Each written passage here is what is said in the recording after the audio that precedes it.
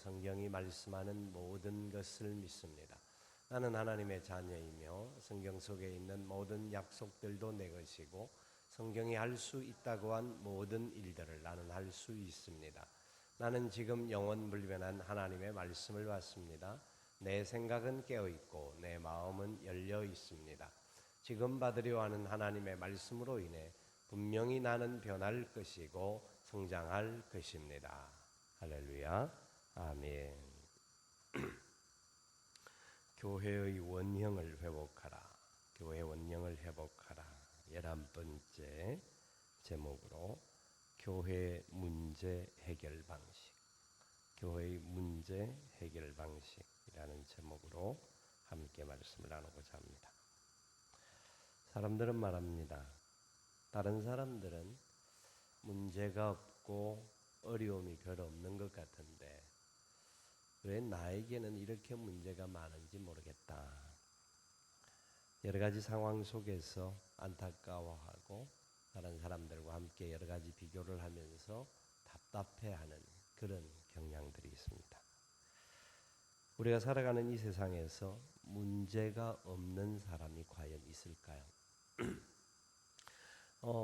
사람들과 비교해 볼 때 저 사람은 나보다 좀 낫다. 그럴 수는 있을지는 모릅니다만은 사람 모두에게는 문제가 없을 수가 없습니다. 파일 박사라고 하는 분이 뉴욕에서 어떤 성도와 이런 이야기를 나눈 적이 있습니다. 목사님, 저는 아주 큰 문제거리가 있습니다. 하고 답답해하는 마음으로 토론을 할 때 그에게 이렇게 이야기를 했습니다. 그래요? 여기서 가까운 곳에 1만 5천 명이 모여 있는데 그곳에는 문제거리가 하나도 없습니다. 그 말을 하니까 이 걱정에 쌓여있던 사람이 그러면 나도 그 문제 없는 곳에 들어갈 수 있게 좀 가르쳐 주십시오 라고 부탁을 했습니다. 그 박사님 대답하기를 바로 여기에서 넘어가면 공동묘지가 있는데 공동묘지에는 다 평안합니다. 문제가 없습니다. 문제가 있다라는 것은 어쩌면 살아있다라는 증거일지도 모릅니다. 그런 말을 했습니다. 그렇습니다. 인간은 한평생을 살아가면서 문제와 부딪히고 그 문제를 또 뛰어넘고 문제를 극복하고 새롭게 성장해가는 그런 부분들을 보게 됩니다. 우리가 살아가는 모든 순간순간에 우리 아이들이 성장통을 겪는다든지 홍역을 앓는다든지 이런 부분들이 이거는 큰일 났다가 아니라 성장해가는 과정이다 하는 것을 알 수가 있죠. 그 속에서 오늘 우리는 우리 자신들을 돌아볼 수 있어야 합니다. 오늘 본문의 말씀을 통하여서 예루살렘 교회가 계속하여 성장해가는 과정 속에 생기는 어떤 사건이 등장하는데 이 사건을 통하여서 어떻게 이들은 이 문제들을 해결하고 하나님의 선하시고 기뻐하시고 온전하신 뜻을 찾아서 해결하는가 하는 것을 알 수가 있습니다. 지금 우리가 살고 있는 이 지상에서의 교회를 전투하는 교회라고 이야기합니다. 전투하는 교회라는 것은 세상을 살아가고 이 세상에 아직 공중권세 잡은 자들이 있기 때문에 그들과 대항하여서 믿음으로 우리가 전투할 수밖에 없는 영적 전쟁의 현장이기 때문에 그런 이야기를 하는데 웬일인지 어찌된 상황인지 교계나 교회나 성도들이 모인 자리에 원수들과 사탄 마귀들과 전투를 해야 될 성도와 교회들이 서로 죽기까지 싸우면서 갈등을 일으키고 문제를 일으키는 그런 안타까운 현실들을 주위에서 많이 봅니다. 과연 그것을 하나님께서 기뻐하실까? 특별히 성도들이 싸우면요, 죽자 살자 싸웁니다. 다 죽도록 싸우는 현상들을 참 많이 봅니다. 하나님께서는 이 땅의 연약함 때문에 그런 일들이 일어나는 것을 보시면서 아마 이 예루살렘 교회에 일어났던 문제, 어쩌면 큰 싸움이 될 수 있는 그런 예루살렘 교회였음에도 불구하고 얼마나 슬기롭고 지혜롭게 이 문제를 해결하는지 오늘 말씀은 우리에게 이야기해 주고 있습니다. 초대 예루살렘 교회는 너무나 많은 사람들이 복음에 의하여서 하나님 앞으로 돌아오는 역사가 있습니다. 수많은 사람들이 들어왔습니다. 오순절날 많은 사람들이 그 유월절을 지키고 경배하기 위해서 모였다가 선포되어지는 하나님의 말씀, 생명의 말씀으로 인하여서 그들은 하나님 앞으로 나올 수밖에 없는 그런 많은 변화가 있었습니다. 그런데 그들 중에는 같은 유대인이었지만 삶이 달랐고 생각이 달랐던 사람들이 있었습니다. 왜냐하면 유대 나라에 계속 살았던 히브리파 사람이 있었던 반면에 타지에서 오래 살다가 들어왔든지 그 당시에 또 그 상황 속에서 오순절의 사건 때문에 타지에서 모여왔던 14개국 이상의 사람들이 하나님의 교회와 그 말씀 안에 은혜를 누리기를 원하여서 그 자리에 계속 자리를 지켰던 사람들이 있었습니다. 그래서 크게 두 종류로 나누는데 한쪽의 사람을 히브리파 유대인, 한쪽의 사람을 헬라파 유대인으로 교회 안에 두 파가 있었습니다. 이것은 무슨 어떤 파당을 지어서 파가 있었다라는 것이 아니라 크게 분류를 할 때 그런 상황이었습니다. 히브리파 유대인들은 아람어를 사용했습니다. 그 나라 말을 주로 사용하였고 조상적부터 내려왔던 전통을 지켰던 사람들이었다고 한다면 헬라파 유대인들은 말 그대로 헬라 말을 사용하였고 또 바깥 나라에서 많이 살았기 때문에 조상의 전통보다는 자기들이 살아왔던 삶의 환경 속에서 배워왔던 문화와 그런 여러 가지 종교적인 부분에 익숙해 있었던 사람이었습니다. 그러다가 보니까 아무래도 헬라파 사람보다는 히브리파 사람들이 많았던 그 예루살렘 교회였기 때문에 주도권을 헬라파 사람보다는 히브리파 사람들이 많이 가지고 있었고 또 은근하게 그들이 행하는 행동들이 못마땅하게 보였을 수도 있었던 상황이었습니다. 그런데 오늘 본문은 이 상황을 설명하기 전에 그들에게 일어났던 사건을 이렇게 이야기합니다. 1절 말씀해 보시면 그때 제자가 더 많아졌는데 헬라파 유대인들이 자기의 과부들이 매일의 구제에 빠짐으로 히브리파 사람을 원망하니라고 말씀합니다. 이 당시 예루살렘 교회에는 그들에게 참 유무상통한 그런 삶을 살았지 않습니까? 그들이 가지고 있는 많은 가진 자들이 부자들이 자기 것을 내어놓으면서 가난하고 어려운 사람뿐만 아니라 먼 타지에서 온 사람들이 묵을 수 있는 것, 먹을 수 있는 것 이런 것들 등등을 나누어 주는 역사가 있었습니다. 그래서 그 공동체가 가장 아름다운 공동체로서 사도행전 2장과 4장에 계속하여 설명하고 있는 것이 그런 내용이었는데 사람이 많아지는 과정 속에서 그렇게 이렇게 나누어 줬던 유무상통한 것을 말할 때는 주간구제라고 말합니다. 일반적으로 했던 그런 구제였습니다. 그 부분에 대해서는 14끼에 먹기에 충분한 돈을 금요일마다 지급하는 그런 일들이 그들에게 이루어졌습니다. 그런데 반면에 매일 구제라는 것은 비상구제라고 말할 수 있는데 이 매일 구제는 이 사람들이 하루에 2번씩 정기적으로 빵과 먹을 것을 나누어 주는 그런 일이었습니다. 그런 일이었는데 그 구제에 헬라파 과부들이 빠졌다라는 겁니다. 헬라파 과부들이 빠진 것 때문에 헬라파 사람들이 히브리파 사람에 대하여서 원망하는 모습이 등장합니다. 히브리파 사람들이 의도적으로 과부들의 먹을 것을 주지 아니했을까? 그것은 아니라고 생각합니다. 아마 많은 사람들이 지금 이 일을 행한 사람이 사도들이 행하게 되었다라는 것을 보게 되는데 사도들이 행하다가 보니까 그냥 평상시에 그런 것도 잘 못하던 사람들이 이 일을 하다가 막 열심히 하기는 하였는데 하다가 보니까 어떤 상황에 있어서 그 사람들이 좀 빠지게 되었을지 않았을까? 그런 상황의 문제였습니다.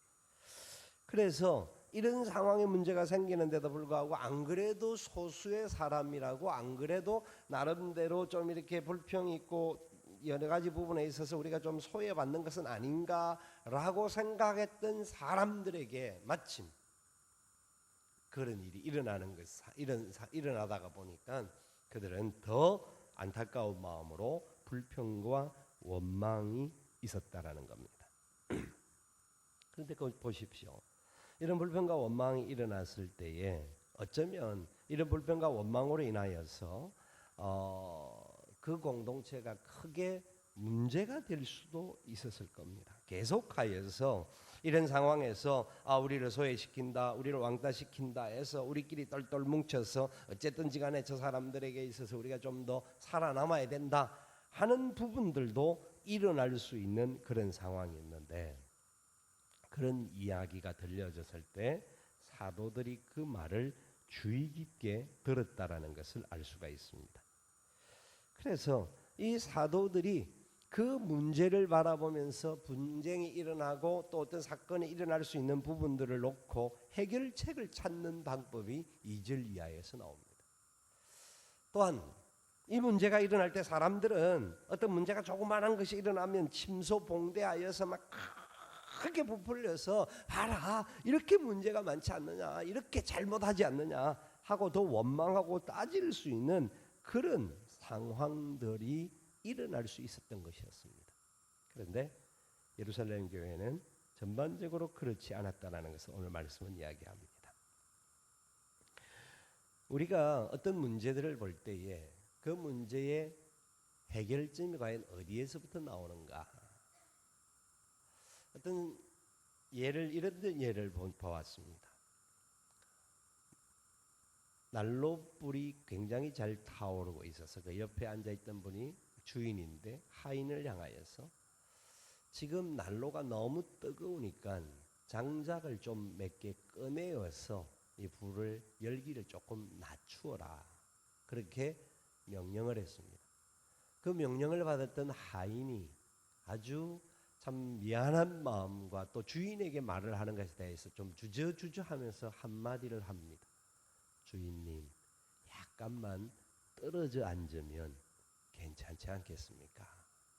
자기가 불 옆에 딱 붙어 앉아 있으니까 뜨거운데 약간만 떨어져 앉으면 모든 사람들이 함께 온기를 누릴 수 있을 정도의 따뜻함이 있었는데, 자기는 자기가 문제가 있는 것을 모르고 다른 사람들에게 문제를 지적했던 그런 부분들이라는 것을 보게 합니다. 유대인들의 이 사건이 일어났을 때 사도들은 대책을 만들었습니다. 사도들은 이 대책을 위하여서 2절 말씀에 이렇게 이야기를 합니다. 같이 읽어봅시다. 12사도가 모든 제자를 불러 이르되 우리가 하나님의 말씀을 제쳐놓고 접대를 일삼는 것이 마땅하지 아니하니. 하나님의 말씀을 제쳐놓고 접대라는 말은 다른 말로 하면 재정출납 뭐 이런 뜻이 담겨져 있는 의미입니다. 이 접대라는 것은 또 다른 사람들을 위하여서 봉사하는 실제적인 일을 하는 그런 내용의 말인데, 지금 문제가 뭐였습니까? 문제는 헬라파 그 과부들이 구제에 빠지는 문제에 대하여서 이야기하는데, 어떻게 보면 2절은 좀 생뚱맞은 이야기가 아닙니까? 왜 사도들이 왜 구제가 지금 문제가 되어져서 헬라파 사람들이 마음에 원망이 있습니다 라는 이야기를 들었는데, 그 대안책의 첫 번째가 뭐냐니까, 그래 그 문제를 어떻게 풀어야 되는가 하고 그 문제에 대하여서 접근을 해야 하는데, 이 사도들이 하는 이야기는 우리에게서 문제를 먼저 찾는 방법이 뭐냐니까, 우리가 해야 될 가장 중요한 일이 뭐였는가 하는 것을 물어보는 겁니다. 상황에 맞지 않는 듯한 내용과 같이 보여져요. 그런데 사도들은 하는 이야기가 하나님의 말씀을 제쳐놓고 접대를 일삼는 것이 마땅하지 아니하다 하는 결정을 내립니다. 여러분, 이 말이 이해가 되십니까? 구제하는 중에 일어났기 때문에 구제에 대한 문제를 풀어나가야 되는데, 그런데 사도들은 그 구제의 출발점 속에도 자신들의 연약함, 자기들이 그 일을 행했던 부분에 대해서 부족함과 또 혹시라도 그 일을 돕는 사람들 중에서 자기들의 소견대로 헬라파 유대인들을 약간 소외시킨 사람도 있을 수 있었을 것이다. 그 일에 대하여서 가장 중심이 되고 우선되는 게 뭐냐? 진짜 하나님의 말씀대로 했는가? 라는 겁니다. 하나님의 말씀의 원리는 연약한 자를 돌아보고 과부들에게 베풀고 나누고 섬기는 것이었습니다. 그런데 이런 상황을 보니까 우리가 하나님의 말씀을 온전하게, 바르게, 확실하게 가르치지 못한 것이 아니었던가 하는 자기 반성에서부터 일이 시작되어집니다. 가장 중요한 우선순위가 뭐냐? 이 문제를 풀어나가는 것보다 더 중요한 우선순위가 뭐냐? 하나님의 말씀은 우리에게 뭐라고 하고 있는가?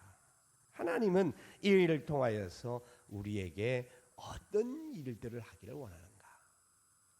하나님께서는 교회를 세우시고 그 교회를 세우시면서 그 교회에 말씀의 사람들을 세웠습니다. 이 말씀의 사람들을, 사도들을 중심으로 해서 말씀의 사람들을 세워서 이 공동체가 진짜 하나님의 말씀의 원리 가운데 바로 걸어가고 하나님의 뜻을 온전히 이루는 공동체가 되기를 원하셨던 거죠. 그래서 사도들은 이 문제를 보면서 그 문제 자체보다 그 문제가 일어난 원인이 과연 뭘까?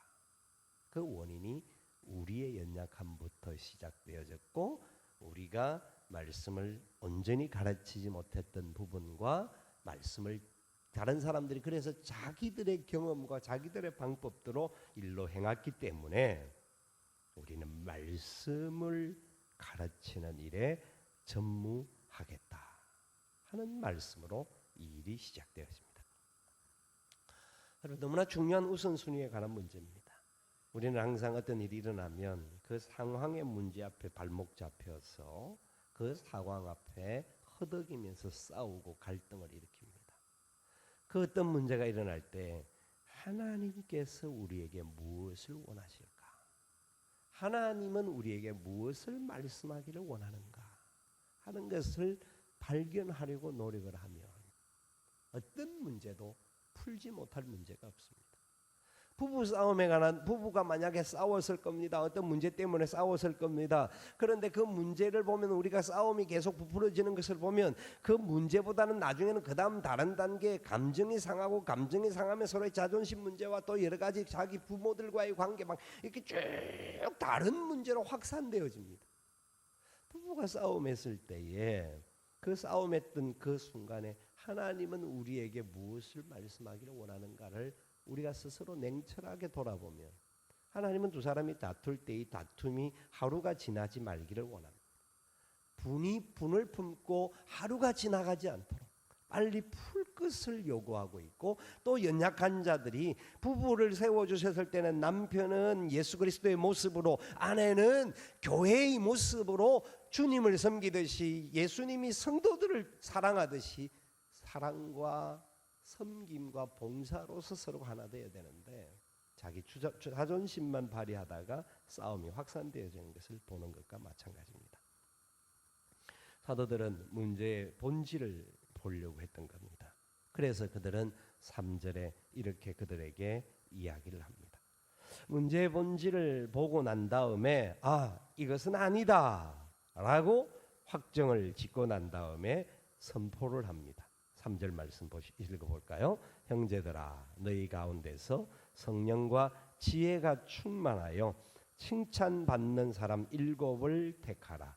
우리가 그 일을 그들에게 맡기고 우리는 오로지 기도하는 일과 말씀 사역에 힘쓰리라 하니. 사도들이 문제의 원치 원한을 발견하고 우리가 해야 할 일이 뭘까? 그리고 지금 현재 우리가 해왔던 이 일을 할 사람이 누구일까 하는 것에 대한 하나님의 응답을 받고 성도들에게 선언을 했습니다. 사도들은 당면한 문제에 대한 필요한 조치를 분명히 하게 되는데 그 조치가 하나님이 주신 지혜대로 성령과 지혜가 충만한 사람, 그리고 사람들에게 칭찬 듣는 사람 7명을 택하여서 그들에게 그 일을 맡기는 것이었다 하는 것을 그들은 결심하게 되었습니다. 그래서 선언을 합니다. 자, 그런데 보세요. 참 교회가 사도들이 대책을 세우는데 일꾼을 세워서 이 일을 맡기는데 일꾼을 세우는 원칙과 원리가 뭘까요? 지금 구제하는 일에 이 문제가 생겨졌을 때에 어떤 사람이 그 일을 맡아야 될까요? 어떤 사람이 맡아야 될까요? 우리가 어떤 문제가 딱 생기면 그 문제에 대하여서 누가 전문가인가? 누가 경험이 많은가? 누가 그 문제를 잘 풀 수 있을까? 하는 문제 자체를 보면서 항상 사람을 찾습니다. 그렇잖아요? 그런데 저는 다시 이 말씀을 보면서 깨닫는 것은 놀라운 깨달음은 하나님 앞에서 그 문제를 해결할 때는 지금 전문가나 경험 많은 사람이나 뭐 나름대로 다른 사람 어떤 그런 사람의 어떤 가지고 있는 장점을 찾지 않고 가장 중요한 우선순위가 성령과 지혜가 충만한 사람, 그리고 칭찬 듣는 사람, 그 사람을 찾는다는 겁니다. 하나님께서 일꾼을 세우는 그 일꾼이 전문가나 숙달된 사람이 아니라 첫 번째로 성령에 충만한 사람입니다. 자기의 지식과 자기의 경험이 아니라 하나님의 공동체, 교회를 세우신 분이 성령님이시고 하나님이시기에 성령님의 귀하신 뜻을 옳게 분별할 수 있는 사람, 성령이 충만하다라는 것은 나의 자아는 죽었다라는 표현이 가능한 말입니다. 성령이 충만하기에 성령이 인도하기를 원하는 대로 가기를 원하고 하나님의 놀라운 뜻 가운데 세워지기를 원하는 겁니다. 그래서 교회 일꾼에게서 중요한 첫 번째 원리는 성령 충만해야 합니다. 믿음의 사람이라는 겁니다. 성령이 충만한 사람, 믿음의 사람, 하나님의 선하시고 기뻐하시고 온전한 뜻을 이루기를 원하는 사람을 하나님은 찾고 그 성령이 충만한 사람은 역시 마찬가지로 지혜가 있는 사람입니다. 성령 충만 지혜는 사실 같이 가는 거예요. 왜냐하면 성령이 있는 사람은 성령은 하나님이시기 때문에 하나님을 경외하는 사람에게는 지혜가 있다고 합니다. 지혜가 있을 수밖에 없습니다. 지혜가 있다라는 것은 지식과 경험과 전문가적인 여러 가지 다른 것이 있다라는 말이 아닙니다. 하나님이 이 부분에 어떻게 생각하실까 하는 슬기로운 사람들입니다. 지혜가 있는 사람들이 가장 잘하는 것 중에 하나가 경우에 합당한 말을 합니다. 경우에 합당한 말을 하는 사람들은 아로새긴 은쟁반의 금사과와 같다. 그렇게 말을 하죠. 지혜가 있다라는 것은 사실 우리가 일을 할 때 가만히 보면 일을 못해서 문제가 생기는 게 아니라 지혜가 부족하여서 문제가 생길 때가 참 많죠. 열심히 일합니다. 열심히 일을 하고 다른 사람들과 함께 일을 하는데 왜 문제가 생기느냐? 주를 위해서 일하는데 왜 문제가 생기느냐? 어떤 상황에 문제가 딱 생길 때에 지혜 있는 사람들은 그 문제를 바라보기 전에 주님이 우리를 향하여 뭘 말씀하실까? 주님과의 관계가 먼저 다가가게 되는데 자기의 소견에 있는 말과 자기의 어떤 부분에 대하여서 막 주장을 합니다. 지혜가 없는 거죠. 지혜가 있는 사람들은 인내하고 참을 수가 있는데 그렇게 하지 못하고 행동이 여러 가지 부분에 나타나서 오히려 갈등을 일으킵니다. 옆에서 사람들이 오히려 돕는다라고 말을 하면서 오히려 싸움을 붙이는 사람들도 있습니다. 여러분, 모든 상황에는 그래서 지혜가 필요합니다. 지혜가 부족하면 구하라고 하셨습니다. 하나님 앞에 성령이 충만한 사람은 지혜를 구해야 됩니다. 이 상황에 있어서 참 하나님의 공동체 안에 어떤 아름다운 열매가 일어날 것인가. 저는 제가 다른 어떤 것보다 항상 말씀을 드리는 것 중에 경상도 사람이라는 것에 대해서 딱 좋아하는 한 가지가 있습니다. 다른 사람들 모르겠는데 저에게 해당되는 문제인데 저는 가능하면 말을 많이 안 하려고 합니다. 말을 별로 많이 안 하려고 하는 경향이 있습니다. 그러니까 많은 사람들이 저하고 앉아 있으면 별로 회의할 때는 이야기를 많이 하는데 어떤 상황이 펼쳐질 때는 가능하면 말 안 합니다. 그게 지혜라고 생각합니다.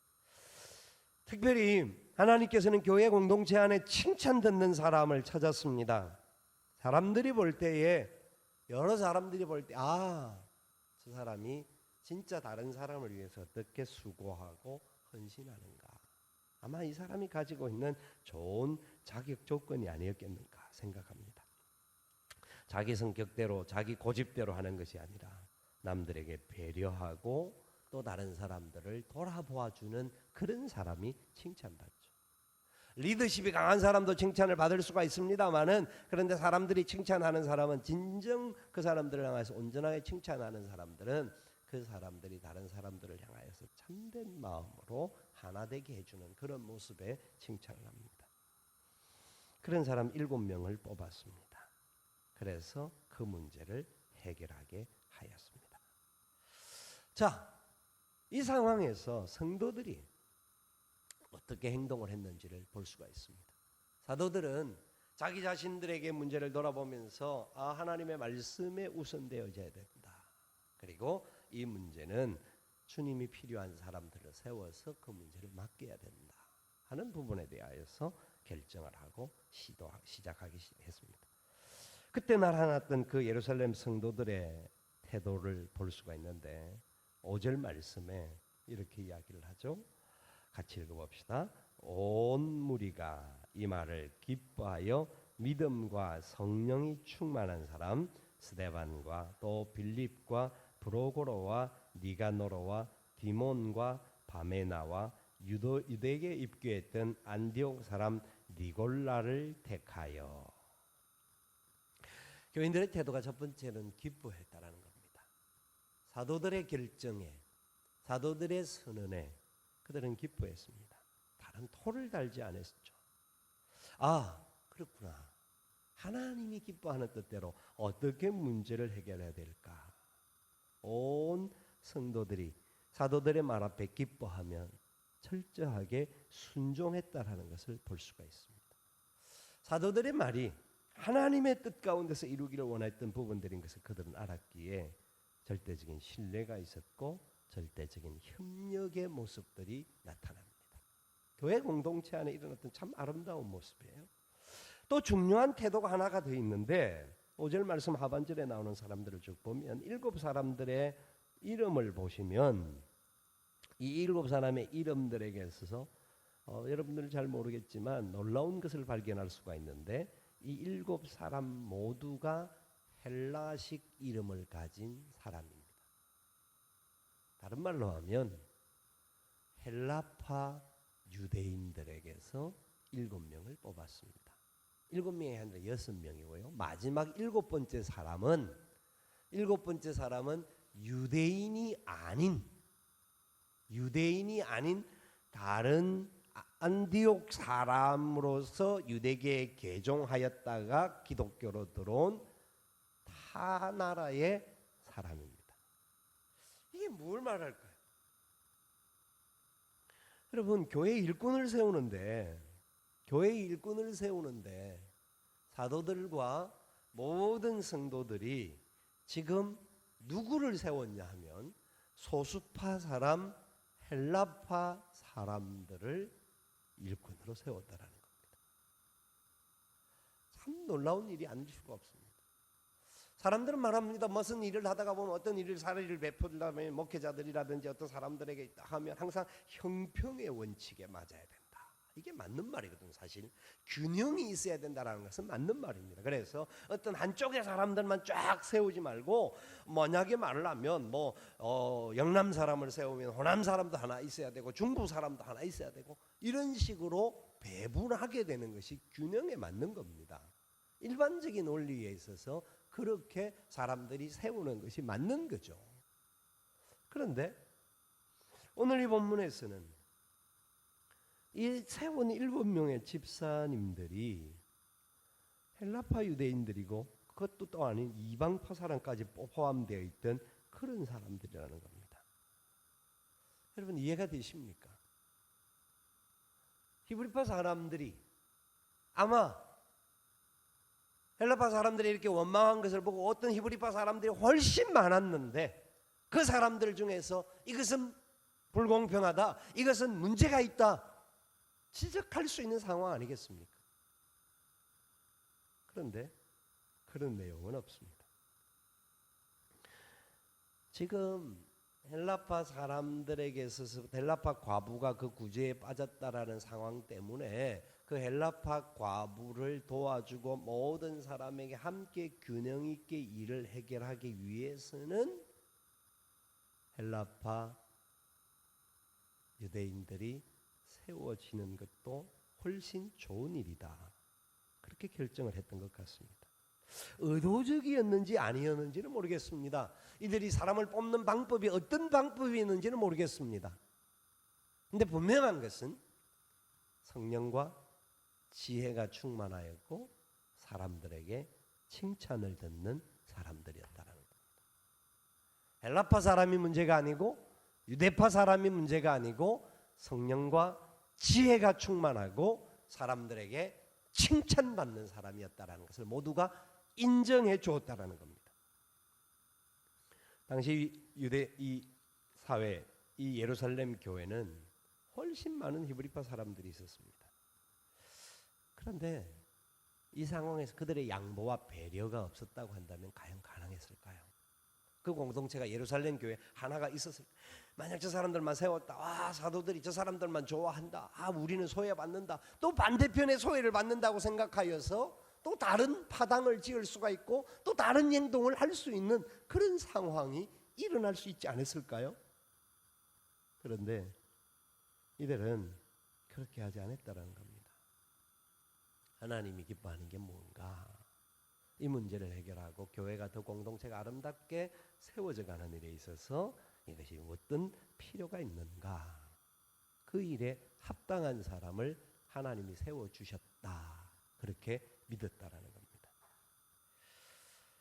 만약에 우리 교회에 중요한 이가 무조건 100% 적용되어질 수 있는 문제는 아닐 수도 있습니다만은 만약의 경우에 우리 교회에 중요한 일꾼을 세우는데 이주 노동자 중에서 그러니까 다른 나라에서 온 노동자들 중에서 교회 나온 지 얼마 되죠? 왜냐하면 헬라파 사람들은 이 교회를 나온 지가 얼마 안 됐을 수 있는 사람들입니다.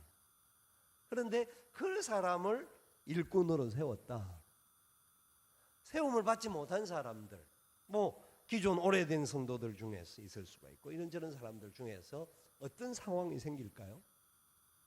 우리 교회는 아무런 시험도 안 들고 모두 다가 그렇게 세워지면 막 박수치는 교회인 줄 믿어야 되겠죠. 그렇지 않다고 하면 회개해야 합니다. 우리는 철저하게 하나님 말씀의 원리 가운데서 그 일에 하나님이 어떻게 필요로 하시는가. 만약 조선족 동포를 세워야 한다. 그러면 우리는 세워야 되지 않을까요? 하나님이 원하는 뜻이라고 한다면 나와 지방이 같지 않다고 할지라도 나와 생각이 좀 다른 사람일지라도 하나님이 필요하시고 기뻐하시다고 하면 우리는 그 일에 박수 쳐주고 도와주고 힘을 모아줘야 되는 것이 합당한 일이라고 생각합니다. 성도들의 아름다운 모습 결과로 그 문제가 어떻게 해결되어지는지를 오늘 말씀은 우리에게 이렇게 이야기합니다. 7절 말씀 보십시오. 7절 말씀 같이 읽습니다. 하나님의 말씀이 점점 왕성하여 예루살렘에 있는 제자의 수가 더 심히 많아지고 허다한 제사장의 무리도 이 도에 복종하니라. 아멘. 무엇이 왕성해졌다고요? 하나님의 말씀이. 왜 그랬을까요? 사도들이 말씀 전하는 사역에 힘썼기에, 기도하는 일과 말씀 사역에. 사실 이 기도는 하나님의 말씀을 전가하는 데서 첫 번째 원리입니다. 하나님 앞에서 능력과 권세가 일어날 때에 말씀의 역사가 온전하게 일어날 수 있는 겁니다. 그런데 이렇게 말씀이 왕성해짐으로 말미암아 제자의 수가 수많은 영혼들이, 그러니까 이 말씀을 받은 사람들이 이 받은 말씀을 가지고 하나님의 말씀을 나아가서 전할 수밖에 없었다라는 겁니다. 성령이 말씀해 주시는 능력의 말씀에 붙잡혀서 성도들이 나아가서 그 일에 최선을 다해서 수많은 사람들에게 살아계신 주님, 그분이 우리의 구원자시다, 그분이 우리의 생명이시다라고 온 땅에 선포하며 나아갔기에 예루살렘의 제자의 수가 더 심히 많아졌다라는 겁니다. 그런데 보세요. 어떤 일까지 생겼습니까? 허다한 제사장의 무리도 이 도에 복종하였다고 말합니다. 제사장들은 예수님께서 구원자 되신다, 메시아다 그렇게 말씀할 때 내가 하나님의 아들이다 라고 선언했을 때 그 주님을 죽였던 사람이었습니다. 하나님의 이름을 망령되이 일컫는다고 생각하여서 주님에게 놀라운 보복을 하고, 그래서 결국은 십자가에 죽도록 만들었던 대표적인 사람들이었습니다. 그런데 참된 복음이 전개되어지고 하나님 말씀이 왕성해질 때에 주님을 적대하고 반대했던 영혼들까지 주님 앞으로 돌아오는 놀라운 역사가 일어났습니다. 여러분, 오늘 우리는 이 예루살렘 교회의 모습을 바라보면서 무슨 마음을 가져야 할까요? 우리는 이 사도행전을 보면서 교회 원형을 회복하라 하는 말씀을 가지고 우리가 접근하고 있습니다. 교회의 모습은 어떻게 되어야 될 것인가? 우리의 삶은 어떻게 되어야 될 것인가? 교회는 아무런 문제가 없는 곳일까? 그게 참된 교회인가? 그렇지 않습니다. 교회는 주님이 세워주셨지만 그 속에 있는 인간의 연약함들 때문에 여러 가지 약함과 문제도 일어날 수 있는 곳입니다. 그러나 그 문제들을 문제로 여기지 않고 하나님이 새로운 기회로 주신 줄로 알고 그들이 한 마음을 가지고 문제를 풀어나갔다라는 것을 알 수가 있습니다. 우리 교회는 어떤 교회라고 생각하십니까? 저는 그래도 우리 교회는 좋은 교회다 그렇게 말할 수 있다고 봅니다. 그러나 좋은 교회이기는 하지만 완전한 교회는 아닙니다. 또 사람들이 많이 모이다가 보니까 이런저런 말들도 나올 수 있습니다. 그런데 문제는 우리는 그런 이야기들과 그런 문제들만 바라보고 문제의 노예가 되어서는 안 됩니다. 나는 어떻게 이 일에 쓰임을 받아야 할 것인가? 나는 어떻게 하나님의 사역을 위해서 헌신할 것인가?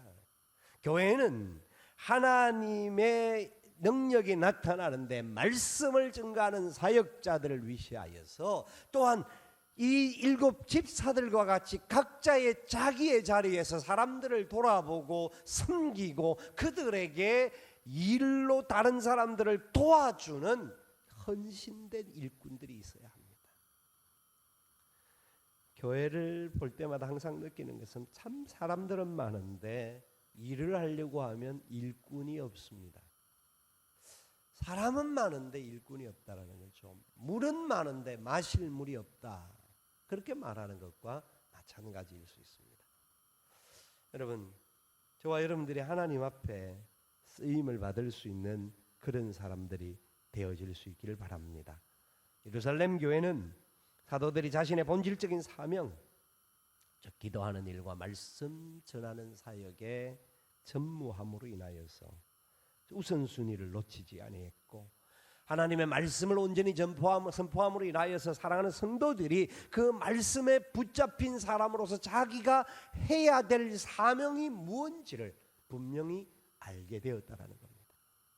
에베소서 4장에서 우리가 잘 아는 대로 교회에 하나님의 말씀을 증거하기 위해서 하나님께서 앞장서 세우신 일꾼들이 있습니다. 그 일꾼들을 통하여 말씀을 증거해서 성도들을 온전케 하여 성도들이 하나님의 말씀에 가까이 갈 때 온전해지는데, 그 온전해진 성도들이 봉사의 일과 섬김의 일과 하나님의 역사를 이루는 일에 쓰임을 받게 되어야 한다 하는 게 말씀의 원리입니다. 과거의 에베소 4장 12절을 해석할 때는 사도가 그리고 교회의 중요한 직분자들이, 그 말씀을 앞장서 있는 지도자들이 그 일을 위해서 말씀을 증거하고 또 자기들이 봉사하고 섬기는 것과 같이 북치고 장구치고 깽가르치듯이 다 하도록 그렇게 잘못된 해석을 했던 적이 있습니다. 그렇지 않습니다. 하나님께는 각각의 달란트를 주셨습니다. 그 달란트를 통하여서 사람들을 세워야 합니다. 세운 사람들이 각각의 자리에서 최선을 다하여 칭찬 듣는 사람들이 될 수 있도록 노력을 해야 합니다. 그러기 위해서는 성령과 지혜가 필요합니다. 우리 교회에 장로님들, 집사님, 안수 집사님들, 권사님들만 해도 100명이 넘습니다. 굉장히 많은 사람들이죠. 100명이 뭡니까? 훨씬 더 됩니다. 그런데 사실 어떤 때 일할 때 찾아보면 사람이 없어요. 저희 집사님들까지 하면 600명이 훨씬 넘어요. 집사님들만 해도.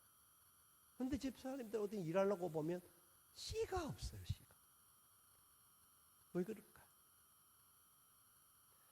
교회가 어떤 일을 할 때에 진짜 성령과 지혜가 충만하는 것이 우선되어지고, 제가 말씀을 혹시 잘못 가르친 것은 아닌가 하는 생각을 해봅니다. 너무 그냥 개인적으로만 신앙생활을 할 수 있도록 한 건 아닌가. 좀 강한 헌신, 하나님 앞에서 강하게 말씀의 원리 가운데서 우리가 어떻게 살아야 될 것인지에 대한 그런 섬김의 삶에 대하여서 혹시 잘못 말하지는 않았을까 하는 반성을 해보기도 합니다. 분명히 놓치지 말아야 할 것은 하나님 말씀 앞에, 하나님의 선한 뜻 앞에 우리는 어떻게 서 있는가 하는 겁니다. 저를 위시하여서 우리 모든 성도들이 나는 진짜 하나님 말씀을 가지고 내가 있는 삶의 공동체 안에서 우리 섬기는 목장이나 모든 사역의 현장이나 우리가 속해 있는 가정이나 직장이나 이 모든 곳에 나는 과연 제대로 된 사역을 감당하고 있는가 하는 것을 질문해 보아야 합니다. 교회 공동체 안에서 맡겨주신 이 사명을 우리가 바로 감당하여서 나보다 약하고 어렵고 힘든 사람을 도와주는 사역, 베풀고 나누는 사역이 얼마나 중요한지를 잊지 마시고 맡겨지실 때마다 최선을 다하여 감당하시고 수고하시고 그 일을 위하여서 함께 달려가는 우리가 되어질 수 있기를 원합니다. 사실 요새 운전을 못하는 사람이 거의 없습니다. 운전 못하는 사람이 아마 교회 안에 몇 프로 빼고는 없을 겁니다. 그런데 주일날 승합차 운전하기 위하여서 사람을 찾는데 사람이 없어요. 그렇다고 그 1시간 운전하는 일 때문에 사람을 월급을 주고 사람을 세우기도 쉽지도 않고, 그런 부분에 있어서 좀 누군가가 녹화하고 일 좀 부탁을 합니다 할 때에 함께 좀 손을 잡고 헌신하시고 달려가 주시면 하나님의 교회가 더 멋지게 세워질 수 있지 않을까 하는 생각을 한 번 더 해봅니다. 바라기는 우리 교회가 하나님 앞에서 칭찬 듣고 인정받고 이 세상 앞에 하나님의 영광을 바로 선포하는 그런 교회가 되어질 수 있도록 저와 여러분이 함께 하나님의 말씀 앞에 무릎을 꿇고 하나님의 은혜 앞에 지혜를 달라고 간구하면서 사람들과 세상 앞에 칭찬 들을 수 있는 우리 모두가 될 수 있기를 주님의 이름으로 축원을 드립니다.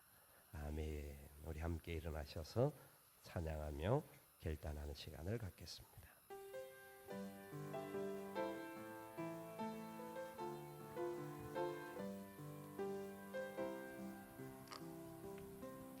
우리에겐 소원이 하나 있네. 주님 다시 오실 그날까지 우리 가슴에 새긴 주의 십자가 사랑, 나의 교회를 사랑케 하네. 주의 교회를 향한 우리 마음, 희생과 포기와 가난과 고난,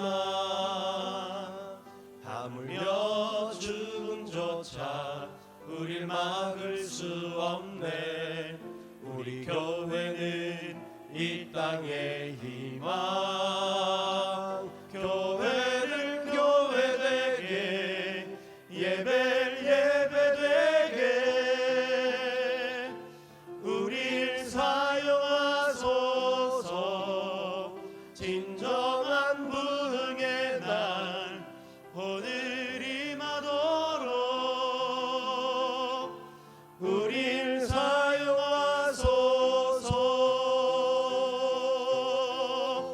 성령 안에 예배하리라.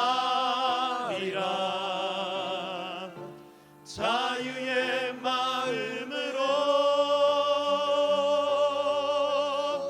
사랑으로 사역하리라. 교회는 생명이니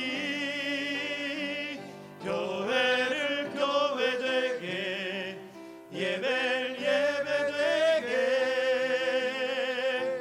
우릴 사용하소서. 진정한 부흥의 날 오늘 임하도록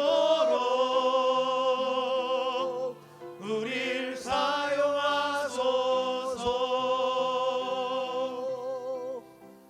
우리에겐 소원이 하나 있네. 주님 다시 오실 그날까지 우리 가슴에 새긴 주의 십자가 사랑, 나의 교회를 사랑케 하네. 주의 교회를 향한 우리 마음, 희생과 포기와 가난과 고난, 하물며 죽음조차 우릴 막을 수 없네. 우리 교회는 이 땅의 희망, 교회를 교회되게, 예배를 예배되게 우릴 사용하소서.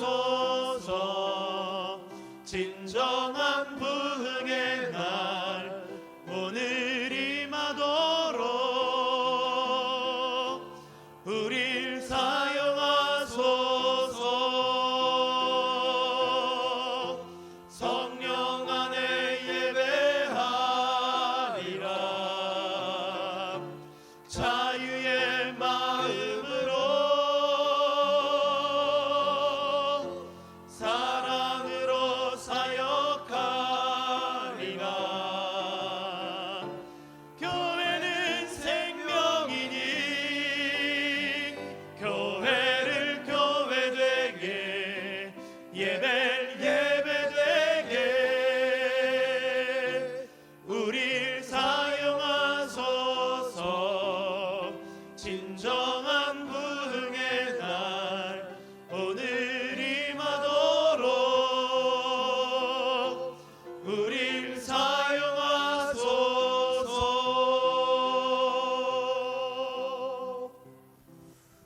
이 시간 하나님 앞에 말씀을 받은 자들답게 결단하며 나아갑시다. 주님, 우리를 사용하여 주옵소서. 성령과 지혜가 충만케 하시고 칭찬 들을 수 있는 하나님의 사람 되게 하여 주옵소서. 맡겨준 사명 감당할 때마다 기쁨으로 감당하게 도와 주옵소서. 우리 교회 이렇게 아름다운 사람들을 세울 수 있는 교회 되게 하시고 하나님의 뜻을 이루어가는 교회 되게 하여 주시옵소서. 합심하여 기도합니다. 사랑하시는 아버지 하나님 감사합니다.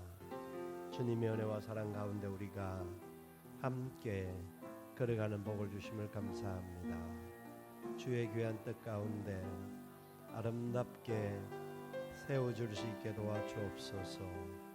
세움을 받는 자들은 주장하는 자세가 되지 말게 하시고 하나님의 은혜와 사랑 안에 아름답게 섬기며 걸어가게 도와주시기를 간절히 빌고 원하옵나이다.